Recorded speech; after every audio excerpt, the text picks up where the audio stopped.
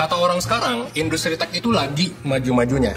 Well, nggak salah sih ya kata orang. Karena kita bisa lihat dari 10-20 tahun ke belakang, itu banyak banget ya produk, aplikasi, maupun perusahaan besar itu yang muncul dari tech. Dan mereka, terutama pendirinya itu bisa jadi kaya dan bisa jadi berdampak dari sana. Tapi ya kita nggak boleh naif ya.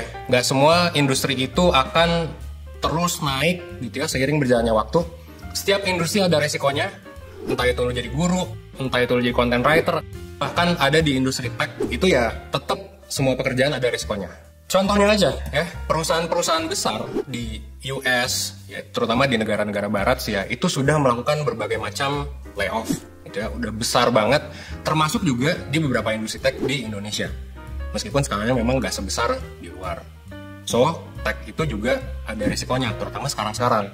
Nah sekarang sebenarnya kita udah ngelihat ada juga hal menarik nih yang muncul dari perusahaan tech. Itu apa?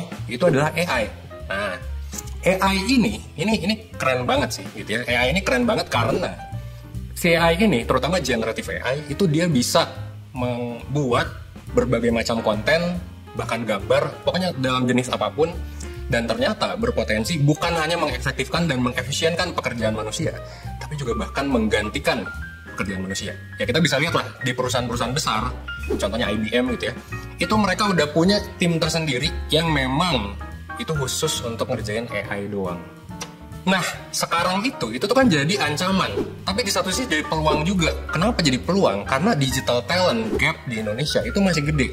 Memang kita bisa tahu lah sekarang ada jutaan orang kerja di tech atau mungkin lulus dari jurusan di tech. Tapi ternyata gapnya tuh masih gede dengan demand yang ada di industri. Nah, that's why gue kali ini bakal ngebahas cara gimana lu bisa stand out di industri tech gitu. Terutama buat lu yang pengen masuk, ini open untuk siapapun ya, buat lu yang jurusan apapun, buat lu yang kerjaan apapun, buat lu yang mau masuk industri tech. Lu tonton video ini sampai habis biar lu bisa dapet seluruh insight-nya.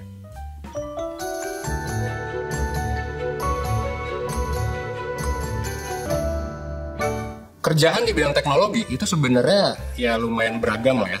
Tapi kita bisa kayak bikin kayak semacam 5 ringkasan kerjaan di teknologi. Nah, gue bakal ngejelasin ini lewat kelas-kelas di RPG. Ini buat lo yang main game, itu ini pasti lo bakal gampang ngerti nih. Oke, yang pertama adalah peran dari developer atau pengembang. Nah, developer ini sebenarnya kalau di RPG itu mirip kayak warrior. Intinya, mereka itu bertugas untuk membuat atau mengembangkan suatu program, alias kalau warrior kan, wah, nyerbu musuh dari jarak dekat. Nah, pengembang ini kenapa dikaitkan sama warrior yang memang langsung nyerbu gitu ya? Karena mereka paling deket sama produknya. Mereka yang menentukan harus bikin produk apa, itu kebutuhan masyarakat apa, dan lain sebagainya. Nah, yang kedua adalah engineer. Nah, engineer ini bertugas untuk gitu ya, untuk bikin si produknya, mastiin produk ini berjalan dengan baik. Jadi mereka yang ngoding-ngoding dan lain sebagainya, yang memastikan maintenance lah, security, semua hal berjalan dengan baik. Nah, ini setelah memang ditentukan oleh si developer tadi, si engineer langsung kerja. Nah, engineer ini ibaratnya kayak archer gitu, yang mereka bisa nyerang musuh tuh dari jarak jauh gitu ya, karena setelah warriornya maju, ya udah, sekarang kan tinggal panah-panahin aja. Nah, setelah tadi ya engineer, yang ketiga ini adalah designer. Nah, designer ini jangan salah, designer tuh bukan orang yang wah di belakang doang gitu ya dan lain sebagainya, tapi designer ini harus juga memastikan si produknya ini itu nyaman digunakan. Nah, jadi ketika nanti ya si pengembang ini udah nentuin, engineer udah wah mastiin semua maintenance-nya jalan, nah sekarang pastiin gimana caranya biar nyaman oleh designer. Kalau misalnya di game, sebenarnya peran designer ini itu mirip banget kayak mage. Karena mereka kayak ya jatuhnya mungkin nggak punya skill teknis yang wah langsung gitu ya ke musuh gitu, tapi sekalinya nyerang, wah mereka damage-nya bisa gede banget cuy gitu. Jadi si designer ini as a mage mastiin lah dari belakang maupun depan gitu, oke gue bisa mastiin damage-nya gede. Setelah ini yang nggak kalah penting adalah, sebenarnya orang yang ngebantu nih, orang yang ngebantu warrior lagi perang gitu kan di depan, wah dibantu sama orang yang kuat nih. Nah, ini adalah tank. Tank itu apa?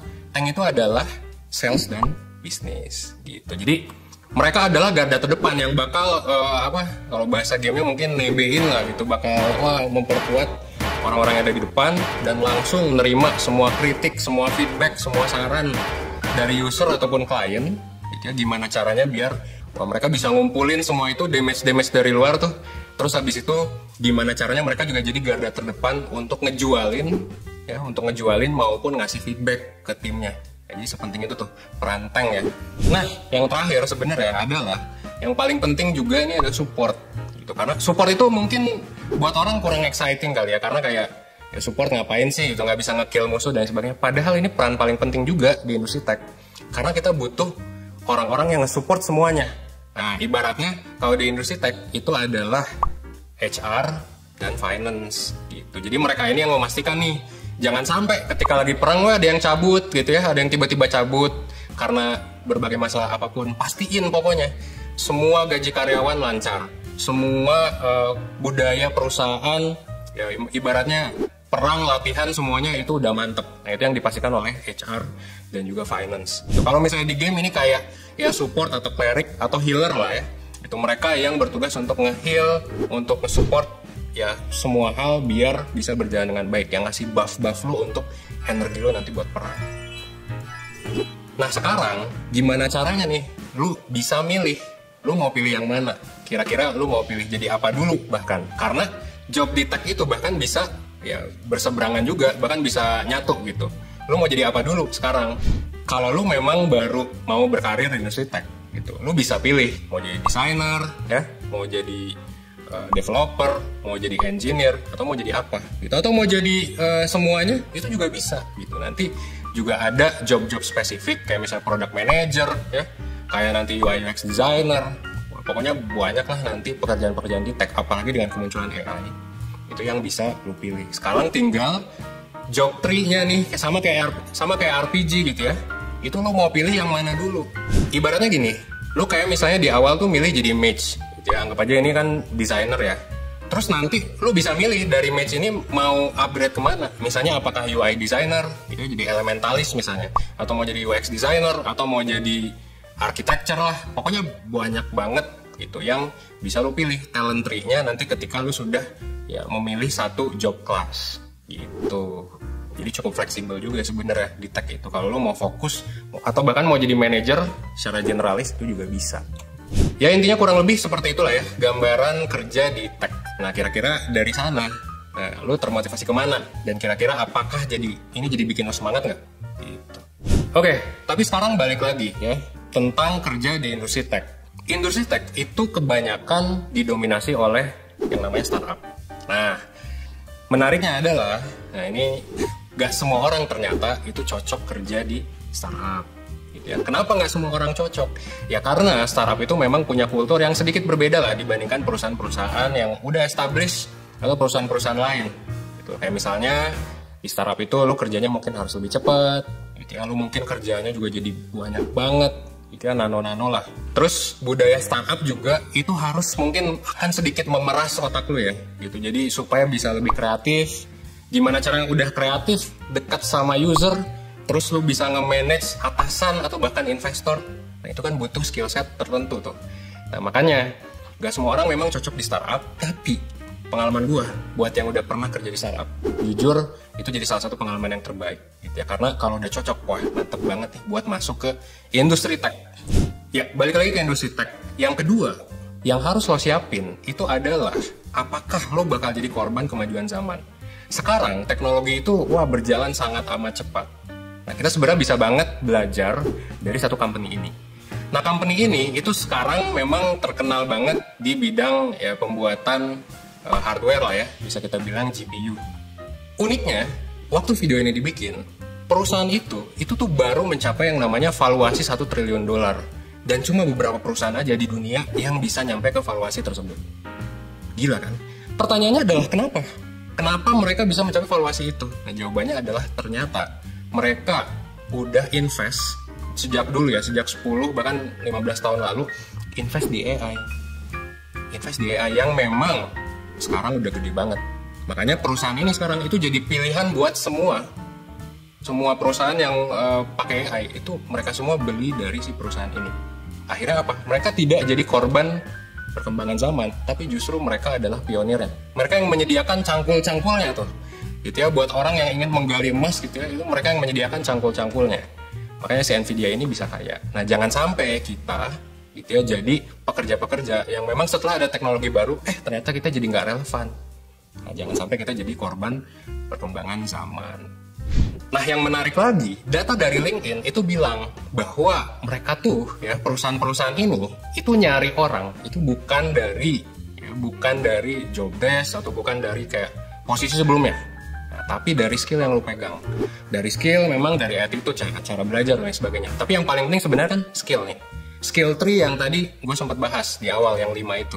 Nah sekarang, gimana caranya biar skill set lo ini bisa berkembang? Ya, berkembang terus, terutama dengan perkembangan zaman. Sekarang jujur, memang banyak posisi yang udah nggak relevan lagi.